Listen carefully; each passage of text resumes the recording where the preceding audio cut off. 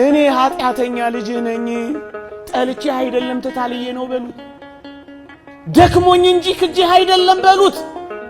ከቦርሳ ውስጥ በወድቅም ያንተ ድሪም ነኝ፣ ከመንጋ ውስጥ ብጠፋም ከበጎች አንዱ ነኝ።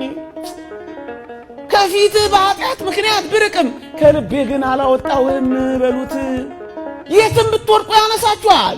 ወገኖቼ ሰይጣን ይሄን ያህል ከጣለን እግዚአብሔር ደግሞ እንዴት እንደሚያነሳችሁ አስቡት። ወደ ማናውቀው ክብር ነው የሚያደርሰን እግዚአብሔር። እየጠበቀን እኮ ነው እግዚአብሔር። ወገኖቼ ወጣቶቹ እመኑት። ሲያሳፍራችሁ እዩት። እግዚአብሔር ማንን አሳፍሮ ያውቃል? አብርሃምን ነውን? በድህነት ተንከራቶ በባለጠግነት አልመለሰው? ባዶውን ወጥቶ ያዕቆብን በብዙ መንጋና እረኛ በብዙ ልጆች አላመጣው? ሙሴን ተመልከቱት።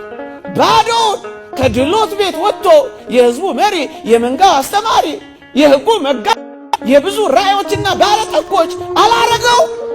ታዲያ የእግዚአብሔር ከኛ ጋር የለም? ወጣቶቹ እመኑት፣ አምልኩትና እመኑት እንጂ እንዳትፈሩ። እመን እንጂ አትፍራ። ብዙዎቻችሁ ፈርታችሁ ኃጢአት እየሰራችሁ እንደሆነ እናውቃለን።